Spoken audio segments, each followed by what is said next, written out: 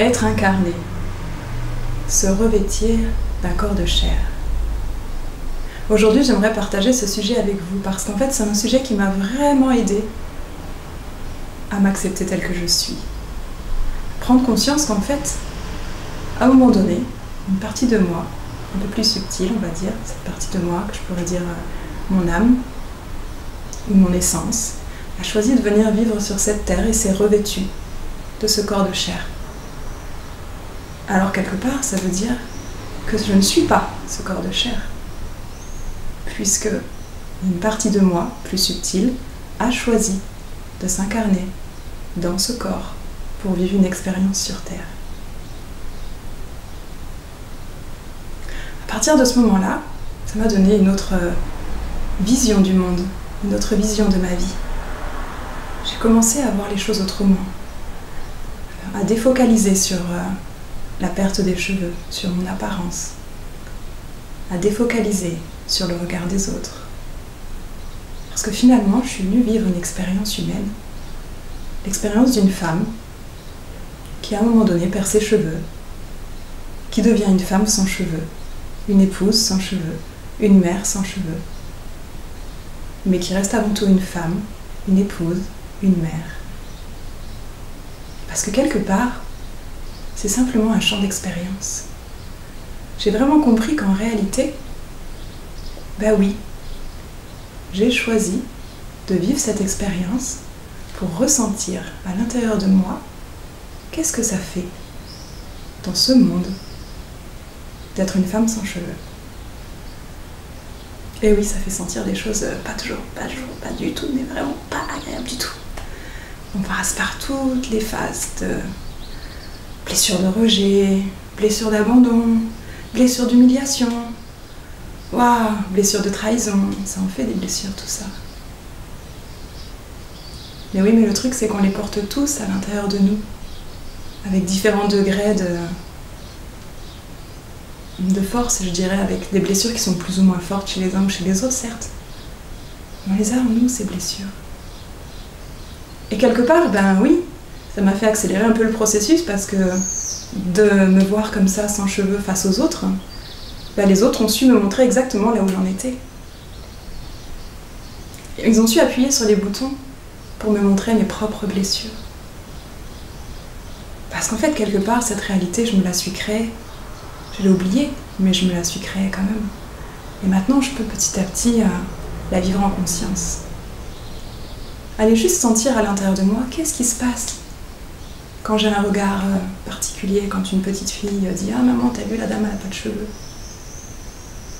Quand une grande personne se retourne comme ça, elle dire ah, « La pauvre, elle a un cancer ». Ah non, désolée, j'ai pas de cancer en fait, j'ai juste une alopécie et je suis en parfaite santé. Mais oui, c'est comme ça. C'est le champ d'expérience que j'ai choisi de vivre, inconsciemment peut-être. Mais aujourd'hui, je constate que, en acceptant de vivre ce que la vie nous propose, ben en fait, notre regard sur nous-mêmes change. Et on arrête d'être victime de notre situation. On arrête de se prendre pour une victime. Parce qu'en fait, c'est juste une expérience d'humain, parmi tant d'autres. Chacun a ses mots, chacun a ses blessures, chacun a son expérience à vivre et je crois que notre âme, elle est venue s'enrichir de cette expérience. Venir sentir par ce corps émotionnel qu'est-ce que ça fait dans notre corps de chair, cette blessure. Et juste l'accueillir, l'embrasser, ok. Se redonner de l'amour à soi-même. On ne nous apprend pas ça à l'école, hein, c'est bien dommage. S'aimer soi-même, pour pouvoir aimer l'autre à la hauteur de l'amour que l'on se porte. C'est ça le plus grand défi de la vie pour moi. C'est ça la plus belle chose qu'on peut apprendre sur cette terre. Alors oui, hein, c'est vrai que la réussite professionnelle, c'est important. D'avoir une belle maison, une belle voiture, une grande télé super méga grande. Et puis le super vêtement à la mode, puis le petit pantalon qui va bien là tout court, avec les petites chaussures sans chaussettes. Ouais, c'est mignon tout ça, c'est joli, c'est bien. Mais est-ce que vous êtes heureux? Est-ce que ça vous rend heureux cette vie? Est-ce que vous avez déjà senti votre cœur vibrer? Est-ce que vous avez déjà senti la plénitude qu'on peut ressentir en contemplant un coucher de soleil? Je pense que le matériel c'est bien, mais il doit se compléter aussi de la nourriture de notre âme, parce que sinon c'est comme s'il y a une partie de nous qui mourrait tout doucement. Cette flamme qui brille à l'intérieur de chacun de nous, si on ne la nourrit pas, elle meurt à petit feu. Et du coup, notre corps aussi se meurt à petit feu. Parce que nous sommes faits d'un corps de chair, mais nous sommes aussi un corps émotionnel, un corps mental, et un corps spirituel. Et si on ne nourrit pas tout ça, certaines parties de nous ne sont plus assez équilibrées pour être en parfaite santé. Et pour nous permettre de nous sentir heureux dans notre vie, pour goûter au bonheur de la vie, en ayant conscience qu'il y aura toujours des hauts et des bas, parce que c'est la vie, qu'il y aura toujours des maux qui vont nous traverser, qu'on va se prendre un vilain rhume, une vilaine gastro, mais c'est la vie. C'est accepter l'expérience de la vie, tout simplement. Alors, j'avais juste envie de partager ça avec vous. Peut-être que ça peut vous inspirer dans votre propre vie, de vous souvenir de l'essentiel, de ce qui vibre à l'intérieur de vous, de laisser aller votre créativité, d'aller marcher pieds nus dans le sable, d'aller sentir le vent dans le visage et sur le crâne, pour ceux qui n'ont pas de cheveux, ou dans les cheveux, pour ceux qui en ont.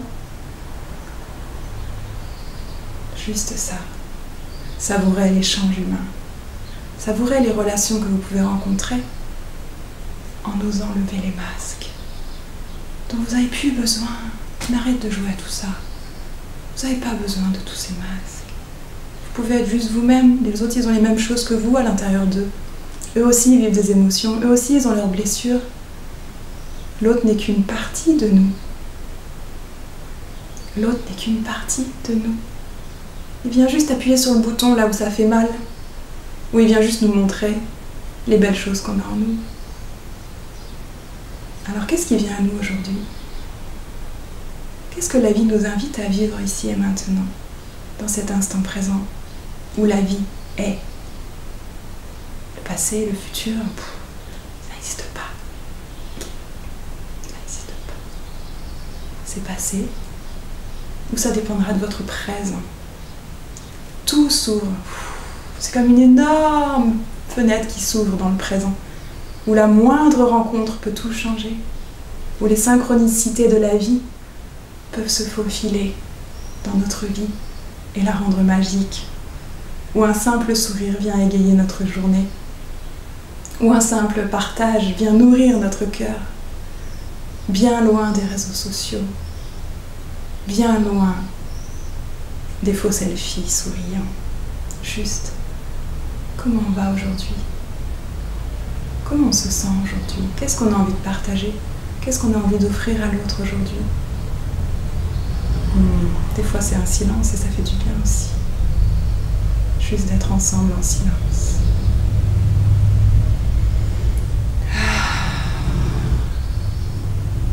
Le silence. Là d'où tout est né. Là d'où tout vient. Ce silence intérieur. Qui nous ramène à notre paix, la plus profonde qui soit.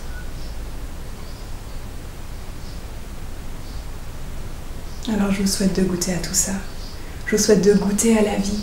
Je vous souhaite de vivre votre vie. Je vous souhaite d'oser être qui vous êtes. Osez laisser émerger vos talents. Osez laisser émerger ce qu'il y a de plus beau en vous. La laideur du monde, la laideur des humains, on l'a vu, on la côtoie, on voit ce que ça donne aujourd'hui. Alors peut-être on pourrait essayer de nourrir la beauté qui vit en nous, plutôt que de nourrir notre noirceur. Et puis juste accueillir, embrasser cette noirceur, parce qu'en fait elle ne demande qu'à être aimée.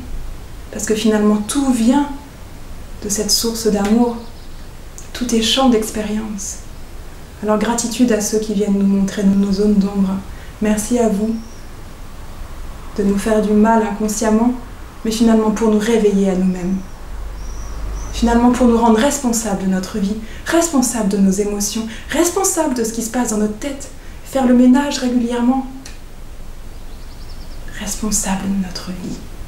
C'est ça, être adulte, je crois. En tout cas, c'est ce que j'aime à croire, tout en gardant notre âme d'enfant, en la préservant, cette innocence qui fait de nous des êtres humains.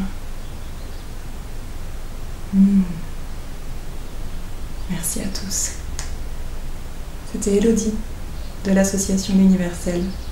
Je vous dis à très bientôt.